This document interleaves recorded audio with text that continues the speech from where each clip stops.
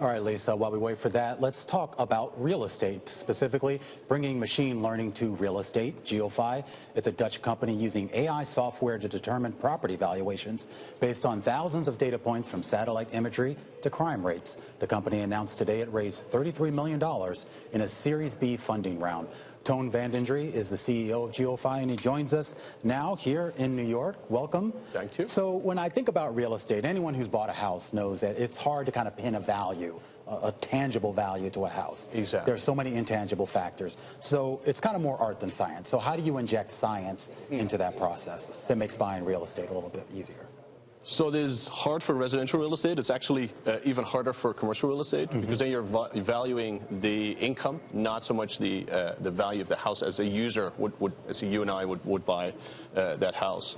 And in the end, it is down to knowing as much as possible about every individual property and running a model that collates all of that data around, essentially in the U.S., 150 million properties.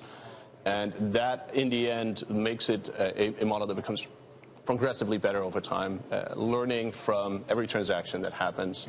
The first model is pretty poor. The second model becomes progressively better. And the feedback loop actually creates a model that over time becomes down to the level of I can buy my house using that model.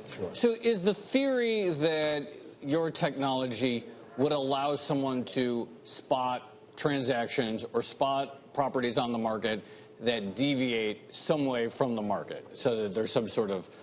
That is definitely the case. So a lot of the data that we use isn't so much data about what something is worth now, but about what income is going to look like in the future. And for commercial real estate, that is the main theme that people look for. So in a way, where gentrification will happen. And if you look at that around New York City, there will be areas where you see, in a way, where the hipsters are now. And that is something that you can actually track through data, which is the leading indicator that will tell you where rents are going to be rising in the future and where property values are going to be going up. So what are some of the data inputs that you have for the hipster factor, which I assume is not just a straightforward set of data that you can glean from There's no immediate a downloads. website? Exactly. No. So what we use is data. Well, the mustache factor, exactly. But then actually data like that where people tweet about that. So literally that kind of data is available and it provides you with data about locations and where these people are.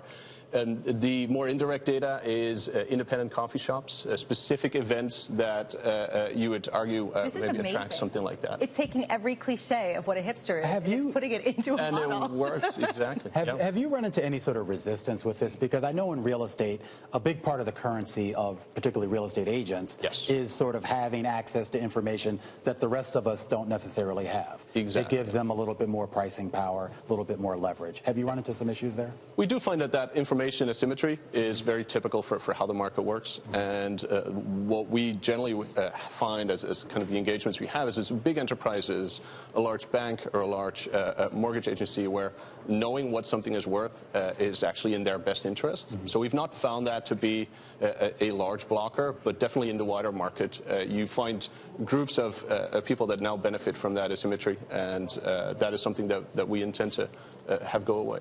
Are there indicators that say the opposite, that, you know, this used to be a cool neighborhood that a lot of people were excited to move into, That's amazing. but it's kind of yesterday's news? Absolutely. Absolutely. That is, in the end, it's a curve over time. And so what are those factors? So the density of the not independent coffee shops. You can find where Starbucks is opening a lot of stores, and you'll find that sort of post-gentrification flow. And there are many examples like that we try to combine so that you get that full picture of what happens in the market. Amazing. Thank you so much for being with us. Really interesting. Teun, Chief Executive of GeoPhy.